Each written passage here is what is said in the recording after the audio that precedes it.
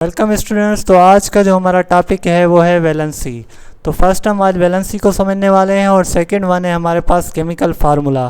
तो one by one हम इन topic को डिस्कस करने वाले हैं इस वीडियो में। तो आपने ये वीडियो कंप्लीट देखनी है और सारा कॉन्सेप्ट इस वीडियो का वैलेंसी और जो है नेक्स्ट टॉपिक केमिकल फार्मूला का है वो आपने यहाँ से कवर करना है। तो नेक्स्ट हम चलते हैं वैलेंसी को समझते हैं पहले कि वैलेंसी को किस तरह डिफाइन किया जाए। तो वैलेंसी क्या होती है? The combining power of an element with other elements is called valency. ये सिंपल क्या होती है? एक पावर होती है जिससे कंबाइनिंग पावर, जिससे हम क्या करते हैं एक एलिमेंट को दूसरे एलिमेंट से जो है कनेक्ट करते हैं सिंपली। तो यहाँ पर क्या होता है उसे हम कहते हैं valency. Simply valency is the power of element, कह सकते हैं आपकी दूसरे एलिमेंट के साथ जो कनेक्ट होगी पावर, वो हमें क्या कहते हैं? वैलेंसी कहते हैं।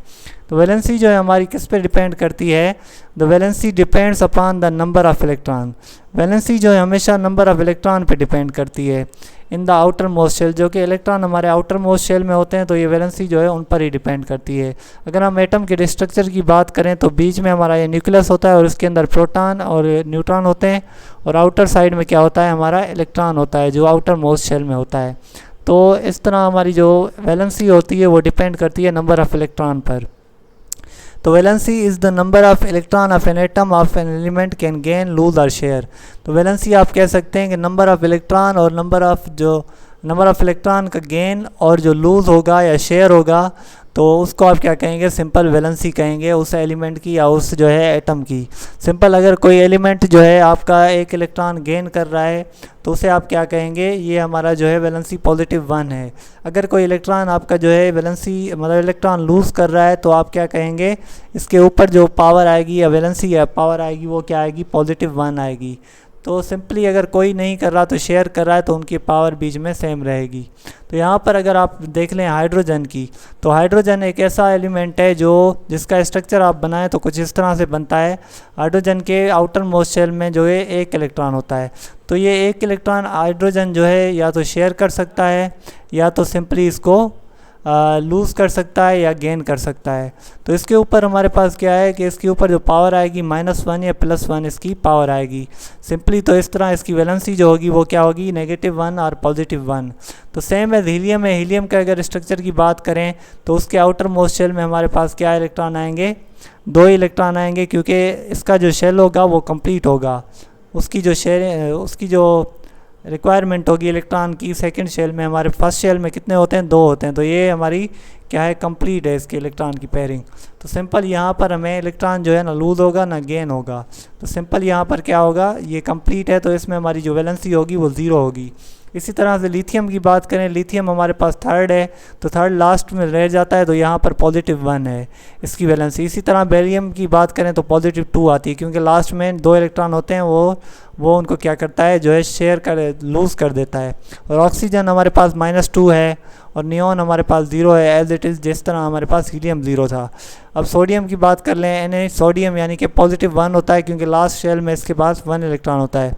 फर्स्ट में इसके इलेक्ट्रॉन क्या होते हैं? 2 इलेक्ट्रॉन होते हैं। और सेकंड में इसके जो शेल होता है सेकंड शेल, उसमें इसके इलेक्ट्रॉन होते हैं 8 इलेक्ट्रॉन, 3 4 5 6 7 एंड 8। तो लास्ट में जो इलेक्ट्रॉन बचता है 2 और 8 10 हो गए, और लास्ट शेल में हमारा जो इलेक्ट्रॉन बचेगा वो 1 बचेगा। तो इसके आउटर मोस्ट शेल में 1 इलेक्ट्रॉन होता है तो ये क्या करता है? इसके ऊपर जो वैलेंसी आती है वो +1 आती है। सेम है हमारे पास मैग्नीशियम के ऊपर +2, एल्यूमिनियम के ऊपर +3 वैलेंसी, उसके बाद सिलिकॉन के ऊपर +4 आती है, और जो लास्ट है हमारे पास फास्फोरस, उसके ऊपर हमारी वैलेंसी होती है +3 और -3, क्योंकि ये गेन भी कर सकता है और लूज़ भी कर सकता है। तो दोनों कंडीशन इसके ऊपर अप्लाई होती हैं, तो इस वजह से नेगेटिव भी है पॉजिटिव भी है। तो इलेक्ट्रॉन की गेन या लूज़ करने की पावर को आप क्या कह सकते हैं? ये हमारी क्या है? सिंपली वैलेंसी है। तो वैलेंसी किस पे डिपेंड करती है? नंबर ऑफ इलेक्ट्रॉन पे जो है हमारी वैलेंसी डिपेंड करती है। सिंपली ये कंबाइनिंग पावर होती है एक एलिमेंट की दूसरे एलिमेंट के साथ। तो यहाँ उम्मीद है आपको वैलेंसी समझ आई होगी। नेक्स्ट हमारे पास जो टॉपिक है वो है केमिकल फार्मूला। तो केमिकल फार्मूला क्या होता है? आपका जो है ये सिंपल सैम्पल्स और एलिमेंट के रेशोज़ को लिखने का एक मेथड है। The chemical formula represent the samples of elements and ratios of elements to one another in a compound. Simple elements और रेशोज़ को एक कंपाउंड की फॉर्म में लिखने के मेथड को हम क्या कहते हैं? केमिकल फार्मूला कहते हैं। नेक्स्ट वन हमारे पास, इसको अगर डिफाइन करें, केमिकल फार्मूला क्या बताता है? Tells us number of atoms of each element in a compound with symbol. यहाँ पर हमें क्या बताएगा, chemical formula simple number of atoms को इंडिकेट करता है कि आपके एक कंपाउंड में कितने एटम हैं या एलिमेंट हैं, और सैम्पल्स को भी ये इंडिकेट करता है। अगर नेक्स्ट बात देखी जाए तो केमिकल फार्मूला ऑफ अमोनिया, अगर एग्जाम्पल को देखें NH3, तो NH3 में हमारे पास केमिकल फार्मूला है किसका, सोडियम का। यहाँ पर अमोनिया का ये फार्मूला है, इसमें क्या है, नंबर ऑफ़ नाइट्रोजन हमारे पास 1 है, और हाइड्रोजन की बात करें तो number of atoms of hydrogen हमारे पास कितने हैं, 3 है। तो आप देख सकते हैं कि केमिकल फार्मूला ने किसको डिफ़ाइन किया, नंबर ऑफ़ एटम्स को। 1 जो है हमारे पास नाइट्रोजन का है, और 3 हमारे पास किसके हैं, हाइड्रोजन के। तो सिंपली इस तरह हम जो है सेकेंड एग्जांपल लेते हैं वाटर का। वाटर में हमारे पास 2 एटम जो है हाइड्रोजन के हैं, और 1 जो है हमारे पास 1 जो है ऑक्सीजन का है। इसमें हमारे पास क्या इंडिकेट हो रहा है, हाइड्रोजन और ऑक्सीजन के एटम्स। तो हाइड्रोजन के यहाँ पर कितने हैं, 2 atoms of hydrogen and combine with 1 atom of oxygen. तो सिंपली ये क्या इंडिकेट कर रहा है, हाइड्रोजन के 2 एटम 1 एटम ऑक्सीजन के साथ कंबाइन है। उम्मीद है ये सारा आपको लेक्चर समझ आया होगा। मज़ीद ऐसी इंटरेस्टिंग और इफेक्टिव वीडियोस को देखने के लिए हमारे चैनल को सब्सक्राइब कीजिए, शेयर कीजिए, लाइक कीजिए। थैंक्स।